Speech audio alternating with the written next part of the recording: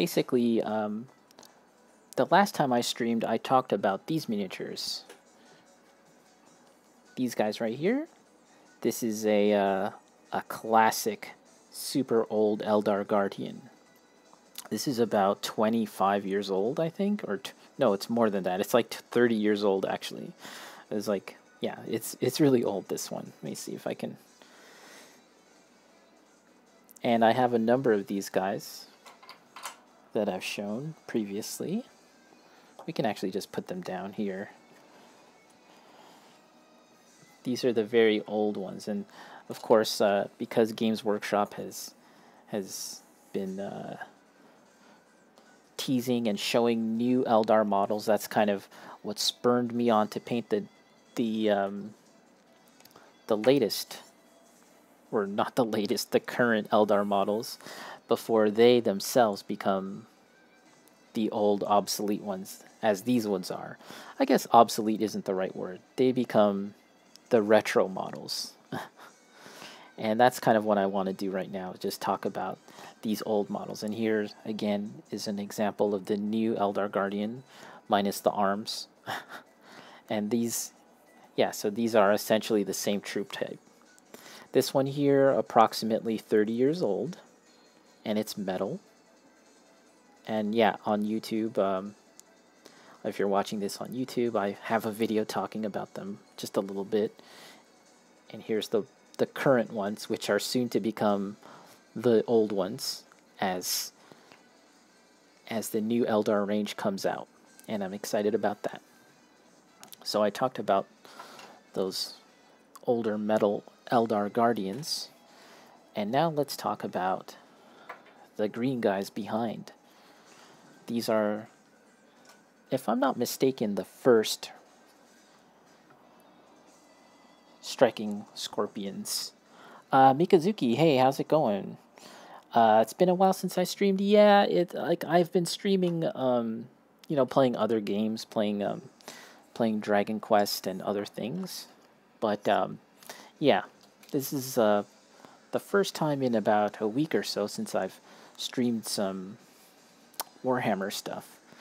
But yeah, I'm talking about, I'd like to just briefly discuss these models here. These are the Eldar Guardians. Sorry, not Eldar Guardians, the Eldar Striking Scorpion Aspect Warriors. And again, I'm not 100% sure, but these are, I believe, the first attempt at making Striking Scorpion models. There's slightly newer ones, which they themselves are quite old too. And my understanding is that Games Workshop will not be making newer Striking Scorpions. If the rumors are to be believed, it doesn't seem like there's going to be a newer range of Striking Scorpion models, which is a little unfortunate.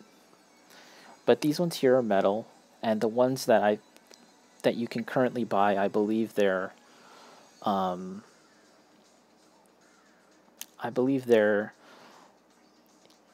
what do they call it? Citadel fine cast, which my understanding is that it's highly questionable, very not the best in terms of the quality of Citadel fine cast. But yeah, the Striking Scorpions always appealed to me because they were melee guys. I like getting in there in melee. I like the weapons that they have.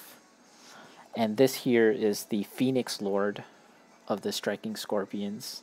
And this one's metal. I think, again, you can get this model in Finecast now. But it would be a shame if they don't make an updated version of this model. I'm hoping that they do make an updated version of it. Mikazuki, it's 10:30 where you're from, and your Typhoon Run cables up and down 5 flights of stairs. Oh, that sounds like a very tiresome task. But you can see that, especially with this Phoenix Lord here, he's inspired by Predator. The color scheme as well has this kind of like Jamaican kind of vibe to it, I guess. And he has like a bit of like these long corded dreadlocks, hair again evocative of Predator, and yet there's still something uniquely Games Workshop, uniquely Eldar about this model. I think it's really cool.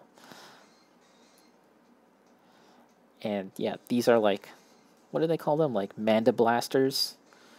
And even the smaller striking scorpions, you can see that they have Manda Blasters here and here. And their weapons, again, very similar. A chainsword and a small shuriken pistol.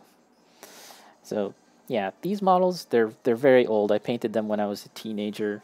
There was this thing that they had at Games Workshop where you could come into the store on like Wednesdays. They had like Mega Battle Wednesdays or something, and you could bring in just like a couple of models, right? So it didn't really cost that much. You could just buy like a handful of guys, come to the store and play this gigantic battle with like a bunch of little kids. I mean, I was just a dumb teenager too, right?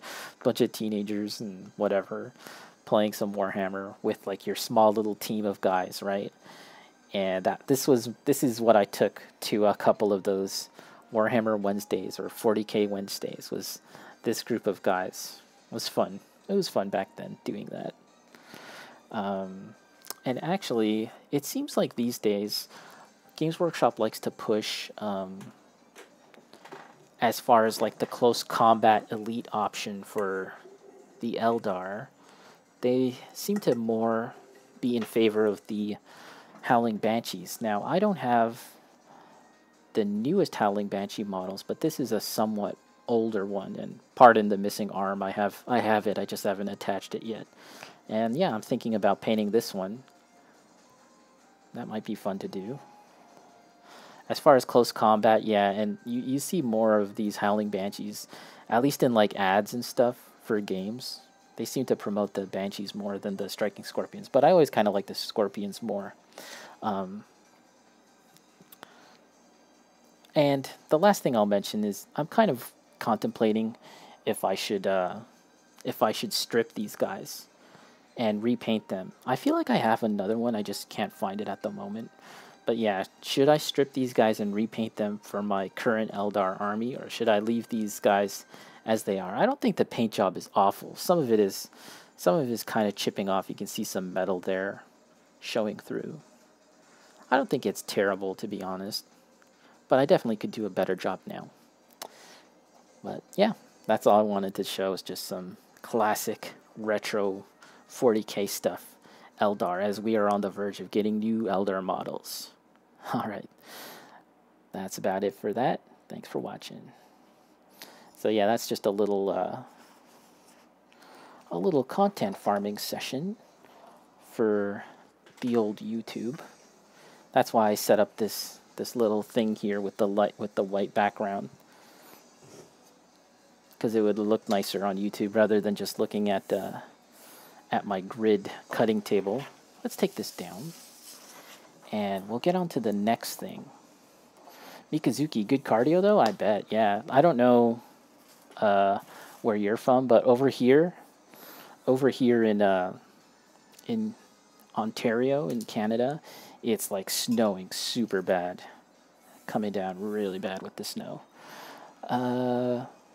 Bacon Beer Can, got a new color scheme in mind. I would probably keep them somewhat similar to how they are, just do a better paint job.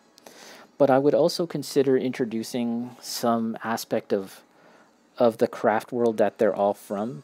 Like, this is the LA Talk craft world, right? This color scheme. So I would probably have some aspect of that color scheme introduced into this model, just so that when they're all on the battlefield, they kind of have a uniform look, right? Because as it stands right now, they're kind of like just a mishmash of different models, right? They don't look like a unified army. And here's another example of the scale creep. Look at this. This model, again, from like somewhere like the mid 90s, I guess. And it's metal, and this is a plastic model. And you can see that the plastic model is much taller. And now with the new Eldar coming out, the new Eldar Guardians coming out, I think that it's going to be even taller than this, like probably like this much taller. That's going to be my guess.